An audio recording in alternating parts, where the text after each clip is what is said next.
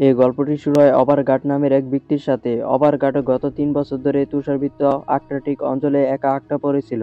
প্রতিদিন সেখানে তার প্রথম কাজ একই, ঘুম থেকে ওঠার পর তার প্রথম কাজ হলো তুষার পরিষ্কার করা। নিচের কালো মাটি দৃশ্যমান না হওয়া পর্যন্ত তুষার পরিষ্কার করতে থাকা। সে এটা করে যাতে মাটিতে তার আঁকা বৃহত্ত SOS চিহ্নটি উড়ন্ত বিমান বা হেলিকপ্টার পরিষ্কারভাবে দেখা যায়, যাতে কেউ তাকে খুঁজে পেতে পারে এবং উদ্ধার করতে পারে। তারপর দ্বিতীয় দৈনন্দিন কাজ হলো খাবারের জন্য তার মাছ ধরার জন্য জাল পরীক্ষা করা। কিন্তু এতদিন সেখানে থাকার পর টোপ প্রায় ফুরিয়ে গেছে, তাই বেশিরভাগ জালই খালি। কিন্তু আজ ভিন্ন কিছু ঘটেছিল। কাছের একটি জাল জোরে শব্দ হয়েছে। ওভারগার্ড তৎক্ষণাৎ তার কাছে ছুটে গেল এবং আশায় ভরা ধীরে ধীরে এটি টেনে তুলতে শুরু করলো। সম্ভবত আজ তার ভাগ্য পরিবর্তন হতে চলেছে। এটি একটি বিশেষ আর্কটিক শ্যামল ছিল, কিন্তু ধরা পড়ার পরও ওভারগার্ডের মুখে কোনো আনন্দ দেখা যাচ্ছিল না। সে গত ৩ বছর ধরে একই খাবার খাচ্ছে। আগুন না থেকে সে প্রতিবার কেবল কাঁচা শ্যামলই খেতে পারত। বাইরের জগতের কাছে এটা হয়তো দামি খাবার, কিন্তু ওভারগার্ডের কাছে এটা খাবারের টুকরো চিবানোর মতন ছিল। পেট ভরে খাওয়ার পর কাছের একটা অ্যালার্ম বেজে ওঠে, যা তাকে তার তৃতীয় কাজের কথা মনে করে দিত। তার ওয়ালেন্সের রেডিও নিয়ে সিগন্যালে খুঁজে বের হওয়া, এবং প্রতিবার তাকে অন্য জায়গায় যেতে হতো। সিগন্যালের পরিসর খুবই সীমিত ছিল। সম্ভবত যখনই কোনো সিগন্যাল উৎস তার কাছে আসতো, তখনই ডিভাইসের সবুজ আলো জ্বলত। এটি ছিল ওভারগার্ডের প্রতিদিন রুটিন। কিন্তু তাকে কেবল কঠোর আর্কটিক আবহাওয়ার মুখোমুখি হতে হতো না, সে সেখানকার প্রাণীদের মুখোমুখি হতে হতো। প্রতিদিন সে যথারীতি তার জালের দিকে গেল, কিন্তু খাবারের পাত্রটি ভাঙা দেখতে পেল। ভিতরে থাকা মাছগুলো অনুপস্থিত ছিল। পরের মুহূর্তে সে কাছের একটি বিশাল থাবার ছাপ দেখতে পেল। এটি একটি মেরু ভালুকের। সে তৎক্ষণাৎ ধরে তার বিমানে লুকিয়ে পড়ল, কিন্তু দীর্ঘক্ষণ অপেক্ষা করার পরও সে ভালুকটি দেখতে পেল না।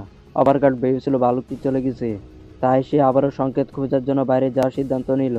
কিন্তু তারপর সে দেখতে পেল ভালুকটি খুব দূরে নয়, কাছাকাছি ঘুরে বেড়াচ্ছে। সম্ভবত এটি তার শিকারের সতর্কতা হারিয়ে ফেলার জন্য অপেক্ষা করছিল, যাতে এটি আক্রমণ করতে পারে। তাই আপাতত ওভারগার্ড নিরাপদ ছিল।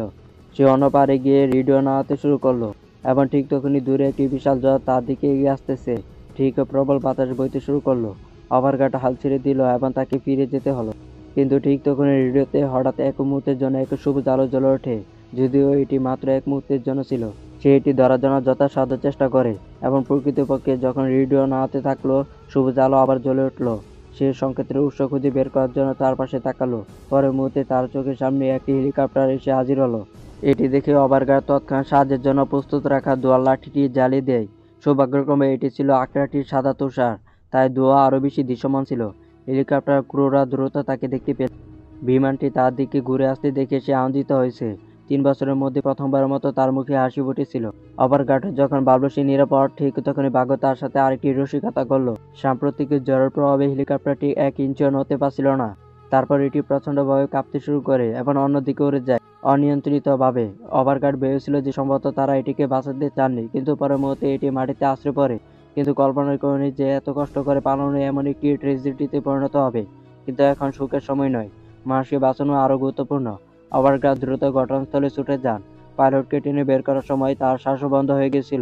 ভাগ্যক্রমে সহ পাইলটের আসনে বসা মহিলাটি বেঁচে ছিলেন, কিন্তু তার পেটে একটি দীর্ঘ গভীর ক্ষত ছিল। যদিও আঘাতটি কোনো গুরুত্বপূর্ণ অঙ্গে আঘাত করেনি।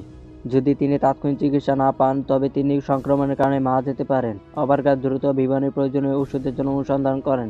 ভাগ্যক্রমে তিনি একটি প্রাথমিক চিকিৎসার কিট খুঁজে পান, কিন্তু জিনিসপত্র কেবল ক্ষতটি সেলাই করতে পারে। সম্পূর্ণ সুস্থতার জন্য তাকে হাসপাতালে নিয়ে যাওয়ার জন্য দরকার, কিন্তু এটি ছিল জনশূন্য আকৃতির। হাসপাতাল কোথায় পাবে? মহিলাটি এখনও অজ্ঞান ছিল। তার নাড়ি অনুভব করে ওভারগার্ড স্বস্তি নিঃশ্বাস ফেললেন। তিনি বিমানের দরকারি জিনিসপত্রের জন্য অনুসন্ধান শুরু করলেন। সে ভাগ্যবান ছিল। সে দুটি টর্চলাইট এবং একটি মানচিত্র পেয়েছিল। এগুলো খুবই কার্যকর ছিল। মানচিত্রটি দিয়ে সে সম্ভবত গবেষণা কেন্দ্রটি খুঁজে পেতে পারত। আরও ভাগ্যবান, সে নুডলসের একটি প্যাকেট খুঁজে পেয়েছিল। ওভারগার্ডের জন্য এটি একটি সুস্বাদু খাবারের মতো ছিল। সে প্যাকেটটি খুলে চিন্তা না করে তার মুখে একটি টুকরো ঢুকে তাৎক্ষণিকভাবে নুডলসের সুভাব উপভোগ করে। খাওয়ার পরে সে কিছুক্ষণ অপেক্ষা করে রইল। এই সুস্বাদু খাবারটি উপভোগ করার পর যাওয়ার আগে সে বিমানের সাহায্যের জন্য একটি বার্তা রেখে যেতে নিশ্চিত করে। তার গাড়িতে বিমানের ধ্বংসাবশেষ ফিরে সে মহিলাটি তার বিছানায় শুয়ে দেয়। আগে যখন সে একা ছিল, তখন সে ঠিকভাবে পরিচালনা করছিল। এখন আরেকজন আহত মহিলার আগমনের সাথে জীবন আরও কঠিন হয়ে পড়েছে। কিন্তু ওভারগার্ড দ্বিধা করেনি। তিনি মনে মনে স্থির করেছিলেন যে যতক্ষণ পর্যন্ত তার কাছে খাওয়ার জন্য একটু টুকরো থাকবে, ততক্ষণ তিনি তার যত্ন নেবেন। আজ ওভারগার্ড একেবারে ৩টি মাছ ধরেছে। এবার ভালুক থেকে তাদের রক্ষা করার জন্য সে সেগুলোকে একটি লোহার বাক্সে রেখেছিল। পরে আবারও ওভারগার্ড দুর্ঘটনাস্থলে ফিরে গেল। প্রথমে সে মৃত পাইলটকে কবর দিল, তারপর সে দরকারি জিনিসপত্র খুঁজতে শুরু করলো। এবার সে আরেকটি ধন খুঁজে পেল, একটি ছোট বহনযোগ্য গ্যাসের চুল্লা এবং একটি লাইটার। ওভারগার্ড আনন্দে আত্মহারা হয়ে গেল। কয়েক মাস পর সে এই প্রথম আগুন দেখেছে, কিন্তু আসলে আনন্দ তখনও আসেনি। পরদিন সকালে ওভারগার্ড মাছ ধরার জায়গায় গেল এবং তার জালে একটি বিশাল আকৃতি টাউটা মাছ আঁকড়ে থাকতে দেখে অবাক হয়ে যায়। সে আনন্দে চিৎকার করে ওঠে। তারপর সে দ্রুত মাছ থেকে গরম নুডলস স্যুপ তৈরি করে। সে তার ছুরি দিয়ে একটি গরম মাছের টুকরো তুলে মুখে নিয়ে নিল। এটি ছিল কয়েক মাসের মধ্যে তার খাওয়া সবচেয়ে সুস্বাদু জিনিস। ওভারগার্ড নিজেকে সব খাওয়া থেকে বিরত রাখে এবং সাবধানে মহিলাকে তা দিয়ে দিল, কিন্তু দুর্বল মহিলাটি কেবল একটি ছোট টুকরো খেয়েছিল এবং তারপর তার মুখ বন্ধ করে রেখেছে। ওভারগার্ড মহিলাকে সান্ত্বনা দিয়ে বলল, ওরা নিশ্চয়ই তোমাকে খুঁজছে। চিন্তা করো না, তারা আগামীকাল আসবে অথবা পরশু আসবে। চিন্তা করো না, সব ঠিক ছিল। কিন্তু সপ্তাহ কেটে গেছে, সাহায্যের জন্য কোনো লক্ষ্য দেখা যাচ্ছিল না এবং আরো খারাপ অবস্থা হলো। ক্ষতির চিকিৎসা শেষ হয়ে গেছিল। উন্নতির পরিবর্তে মহিলার অবস্থা আরো খারাপ হয়ে গেছে এবং তার প্রচন্ড জ্বর হচ্ছিল। মনে হচ্ছিল ক্ষতটি আরো খারাপ হয়ে যাচ্ছে। যদি তিনি চিকিৎসা না করান তাহলে তিনি আর বেশি দিন বাঁচতে পারবেন না। ওভারগার্ড বিভ্রান্ত হয়ে পড়ে, যে জন্য অপেক্ষা করতে চেয়েছিলেন, কিন্তু চোখের সামনে মহিলার মৃত্যু তিনি সহ্য করতে পারবেন না। তাই ওভারগার্ড একটি সাহসী সিদ্ধান্ত নেন। প্রথমে ওভারগার্ড তার বিমানে ভাঙা ডানা ভেঙে ফেলেন। তারপর তিনি কেবিন থেকে স্টিলের তার বের করে মাছ ধরার হুকের মধ্যে ভাগে আরো মাছ ধরেন। তিনি যত মাছ ধরেছিলেন তা একটি ব্যাগে ভরে রাখেন। তারপর তিনি দুর্ঘটনাস্থলে যান এবং একটি হেলিকপ্টার দিয়ে কাদা টানা গাড়িটিকে বরফের উপর দিয়ে টেনে আনেন।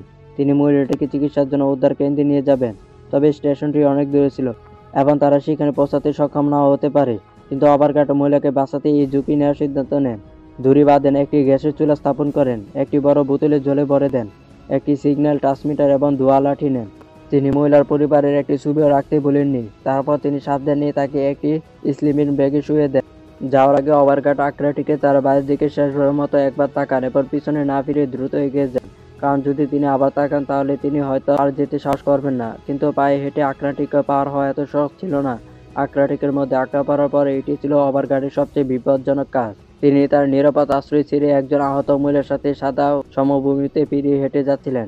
একটি ভালুকের মুখোমুখি হওয়া এটা একটা পরিষ্কার ব্যাপার, কিন্তু ওভারগার্ড মহিলাটিকে বাঁচাতে ধীর প্রতিজ্ঞ। এই সমস্ত বিষয় অপেক্ষা করে, সামনে যত বিপদ আসুক না কেন তাকে এগিয়ে যেতে হয়েছিল, যদিও সে নিজেকে কঠিন সময়ের জন্য প্রস্তুত করেছিল। যাত্রাটি তার কল্পনার চেয়ে অনেক বেশি কঠিন হয়ে পড়েছে। অনেক দূর হেঁটে যাওয়ার আগে তার শ্বাসকষ্ট হতে শুরু করে। সে ভেবেছিল যে স্থিরভাবে হাঁটলে তারা দ্রুত তার গন্তব্যে পৌঁছাবে, কিন্তু সারাদিন হাঁটার পর যখন সে মানচিত্রের দিকে তাকালো তখন সে বুঝতে পারল যে তারা দূরত্বের মাত্র 10% অতিক্রম করেছে। ওভারগার্ড ক্লান্ত ছিল, কিন্তু সে হাল ছাড়েনি। সে নিজেকে উৎসাহিত করতে থাকে। সে মহিলা স্লিপিং ব্যাগকে ঠিক করে আবারও রওনা দেয়। রাত ঘনিয়ে আসে। নিরাপত্তার জন্য ওভারগার্ড বরফের একটি গর্ত খুঁড়ে মহিলার সাথে তাতে লুকিয়ে থাকে। কিছুক্ষণ খাওয়ার পর মহিলার অবস্থার কিছুটা উন্নতি হয়। সে কেবল তার কথা শুনতে পায়নি, বরং সাড়া দিতেও সক্ষম হয়েছিল। তবে তার শরীর এখনও খুবই দুর্বল ছিল। ওভারগার্ড জানতো যে তারা বেশিক্ষণ থাকতে পারবে না, তাই সকাল হওয়ার সাথে সাথে সে আবার রওনা দেয়। তুষার জ্বরের মধ্যে হাঁটা আরো কঠিন হয়ে পড়ে, কিন্তু ওভারগার্ড থামেনি। ঘন্টার পর ঘন্টা হাঁটার পর তাদের পথে একটি উঁচু খাড়া পাহাড় এসে দাঁড়ালো। সে তার মানচিত্র বের করে আবার পরীক্ষা করে দেখলো, পথটি সঠিক ছিল, কিন্তু মহিলা এবং তার লাগেজ নিয়ে এই খাড়া পাহাড়টি অতিক্রম করা অসম্ভব ছিল। যদি তারা অন্য পথ ধরে তাহলে তাদের 3 গুণ বেশি হাঁটতে হবে এবং তারা কখন পৌঁছাতে পারবে তা তাদের জানা ছিল না। তাছাড়া মহিলার অবস্থা এত দীর্ঘ যাত্রা নাগালের বাইরে ছিল। সে প্রথমে একা আহরণ করার এবং পরিস্থিতি মূল্যায়ন করার সিদ্ধান্ত নেয়।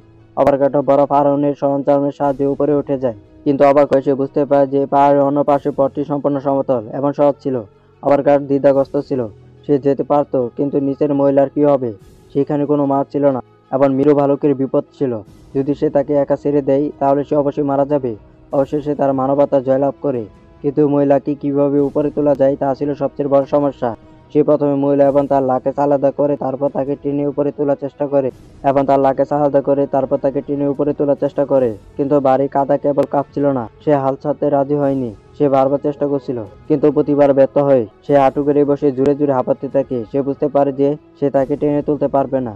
সে সমতল পথের দিকে তাকালো, তার চোখে বিভ্রান্তির ছাপ। অবশেষে ওভারগার্ড একটি কঠিন সিদ্ধান্ত নেয়। সে মানচিত্র পুরনো পথটি কেটে দেয় এবং মহিলাকে বহন করে 3 বার দীর্ঘ পথে হেঁটে যায়। এবার তারা ভাগ্যবান ছিল। রাত নামার সময় তারা একটি গুহা খুঁজে পায়। সে মহিলাকে ভিতরে ঠেলে দেয় এবং তারপর গুহার মুখটি বরফের একটি বড় টুকরা দিয়ে বন্ধ করে দেয়। তারা সেই রাতে সেখানে বিশ্রাম নেন, কিন্তু তারা জানতো না যে একটি গুরুতর বিপদ তাদের কাছে আসতেছে। গুহার মুখে বাইরে একটি মৃত ভালুক ছিল। এখন বালকটি গুহার মুখের কাছে দাঁড়িয়েছিল। কোনো পালানোর উপায় ছিল না এবং এটি গুহাটিকে প্রশস্ত করার চেষ্টা করছিল। এটি কেবল সময়ের ব্যাপার ছিল। ওভারগার্ড ভয় পেয়ে যায়। জীবন মৃত্যুর এই মুহূর্তে ওভারগার্ড তার সিগন্যাল টর্চ জ্বালিয়ে জোরে চিৎকার করে বালুকের দিকে ছুটে গেল। বালকটি এর আগে কখনো এমন কিছু দেখেনি। সে ভয় পালিয়ে গেল। পরের দিন সকালে ওভারগার্ড সাহস সঞ্চয় করে গুহা থেকে বেরিয়ে তাকালো। চারপাশে তাকিয়ে এমন কোনো বিপদ নেই বলে সন্তুষ্ট হয়। কিছু দূরে হেঁটে যাওয়ার পর তারা আবারও তুষার ঝড়ের কবলে পড়ল। তীব্র ঠান্ডা বাতাস ওভারগার্ডের শুলে উষ্ণতা কেড়ে নিচ্ছিল। সে লুকানোর জায়গা খুঁজে পাচ্ছিল না, কিন্তু বাতাস আটকানোর জন্য কোনো দেয়াল ছিল না এবং দুর্ভাগ্যবশত পথটি পাহাড়ের পাশে ছিল, যেখানে বাতাস সরাসরি তাকে আঘাত করছিল। কোনো পালানোর পথ ছিল না। ওভারগার্ডের অবস্থা আরো খারাপ হচ্ছিল। বেঁচে থাকার জন্য সে দ্রুত স্লেটটি উঠে দিল। বাতাসে আটকানোর জন্য একটি ঢাল তৈরি করার জন্য খুঁটে আটকে দিল। কত সময় কেটে গেল। ওভারগার্ড যখন জেগে উঠল, জ্বর থেমে গেল। সে জল পান করার জন্য একটি বোতল তুলে নেয়, কিন্তু অবাক হয়ে যায় বোতলটি জমে গিয়েছিল এবং খুলছিল না। সে বোতলটি তার পোশাকের মধ্যে ভরে দিল, যাতে তার শরীরে তা বরফ গলে যায়। কিন্তু আরো খারাপ ব্যাপার হলো, এতক্ষণ একই জায়গায় থাকার কারণে ঠান্ডায় তার আঙ্গুলগুলো অসাড় হয়ে পড়ছিল। তুষারপাতের কারণে সেগুলো সোজা করা যাচ্ছিল না। তবুও ওয়ার্ডগার্ড অটল রইল। সে ব্যথা সহ্য করে এগিয়ে চলল। কে জানে কতক্ষণ হাঁটার পর যখন সে বিশ্রাম নিতে থামলো, তখন সে ভয়ের সাথে দেখতে পেল যে মহিলাটি আর পানি পান করতে পারছিল না। সে তার হাতে ঠিকমতো ধরে রাখতে পারছিল না। তার মনে একটা ভয় ঢুকে পড়ল। ওভারগার্ড আতঙ্কিত হয়ে মহিলার পোশাক খুলে ক্ষত পরিষ্কার করলো। মহিলার ক্ষত আরো খারাপ হয়ে গেছে। সে দেখে হতাশ হয়ে পড়ে। তীব্র সংক্রমণ তার রোগ প্রতিরোধ ক্ষমতা নষ্ট করে দিচ্ছিল। ওভারগার্ড বুঝতে পেরেছিল যে সে তাকে তার সাথে নিয়ে যেতে পারবে না। আবার সে তাকে ছেড়ে যেতে চাইছিল না, কিন্তু পরিস্থিতি তাকে বারবার বলছিল তাদের বেঁচে থাকতে হবে। তাই ওভারগার্ড খুব কঠিন সিদ্ধান্ত নিয়েছে।